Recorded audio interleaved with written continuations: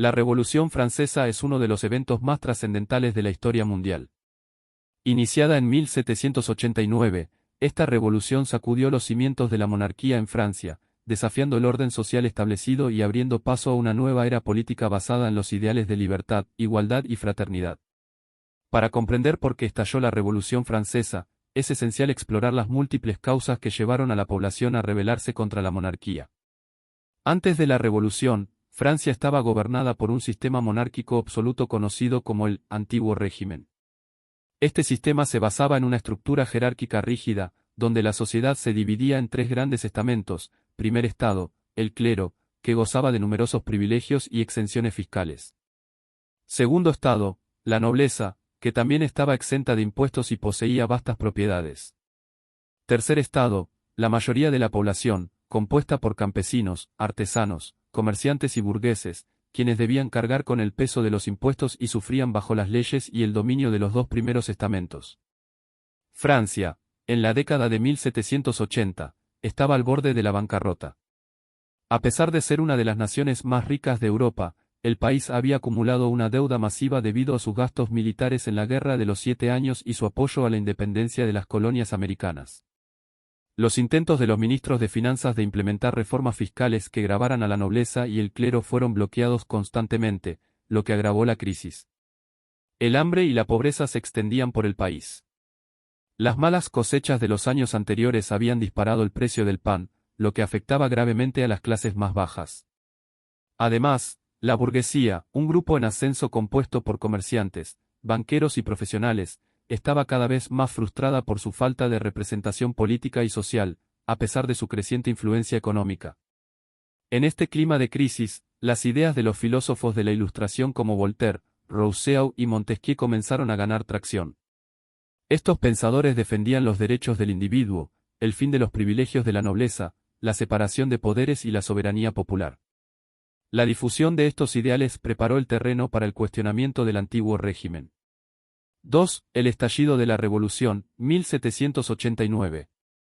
La combinación de crisis económica, descontento social y presión política llevó al estallido de la Revolución en 1789. En un intento por resolver la crisis financiera, el rey Luis XVI convocó a los Estados Generales, una asamblea formada por representantes de los tres estamentos, en mayo de 1789.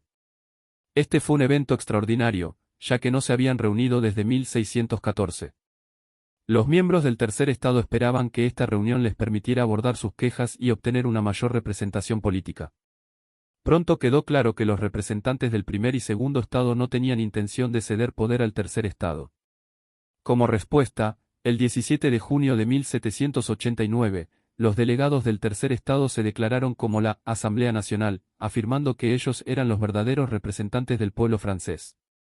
Días después, se reunieron en una cancha de juego de pelota y juraron no disolverse hasta haber redactado una nueva constitución para Francia. Este evento, conocido como el juramento del juego de pelota, marcó el inicio formal de la revolución.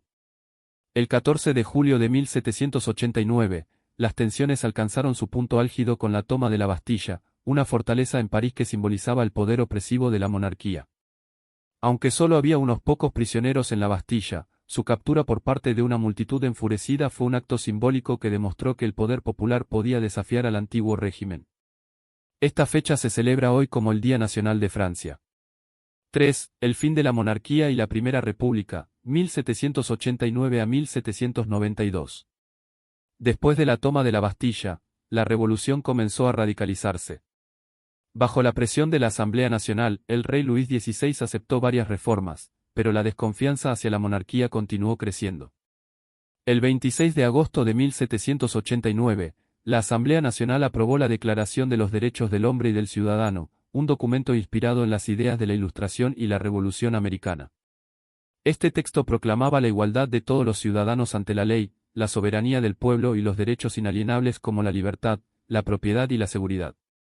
En octubre de 1789, miles de mujeres marcharon desde París hacia el Palacio de Versalles en protesta por la escasez de pan y el alto costo de vida.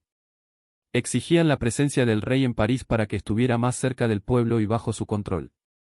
Luis XVI y su familia fueron obligados a trasladarse al Palacio de las Tullerías, en el corazón de París, marcando el fin simbólico del poder absoluto del monarca. En junio de 1791, Luis XVI y su familia intentaron huir de París para unirse a fuerzas contrarrevolucionarias en el extranjero, pero fueron detenidos en la ciudad de Varennes. Este intento de fuga fue visto como una traición por muchos y aumentó el sentimiento antimonárquico.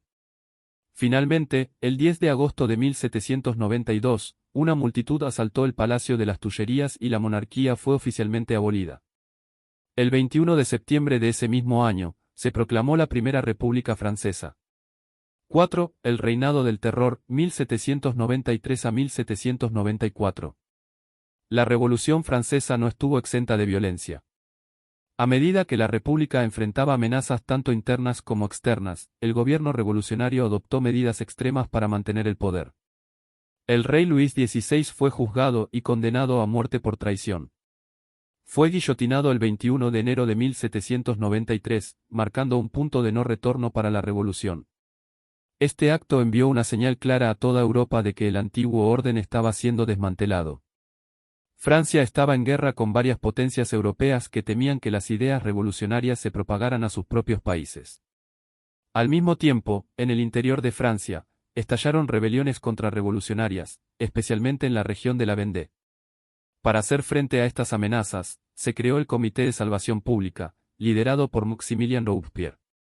Bajo su mando, comenzó el periodo conocido como el Reinado del Terror, durante el cual miles de personas fueron guillotinadas, acusadas de ser enemigos de la revolución. La lógica del terror era simple: eliminar cualquier oposición, interna o externa, que pudiera amenazar los ideales revolucionarios. 5. El fin del terror. El Reinado del Terror finalmente se volvió en contra de sus propios líderes. En julio de 1794, Robespierre fue arrestado y ejecutado, marcando el fin de esta fase violenta de la revolución. Tras la caída de Robespierre, se estableció un nuevo gobierno conocido como el Directorio. Este periodo estuvo marcado por la inestabilidad política, la corrupción y las continuas guerras con potencias extranjeras. En este contexto de caos y descontento, el general Napoleón Bonaparte, un brillante estratega militar, ganó popularidad gracias a sus victorias en el campo de batalla. En 1799, Napoleón aprovechó la inestabilidad política y llevó a cabo un golpe de Estado, estableciendo el consulado, un nuevo régimen donde él tenía el poder supremo. Aunque este fue el fin de la revolución como tal, Napoleón mantuvo muchos de los ideales revolucionarios y los expandió por toda Europa durante su reinado.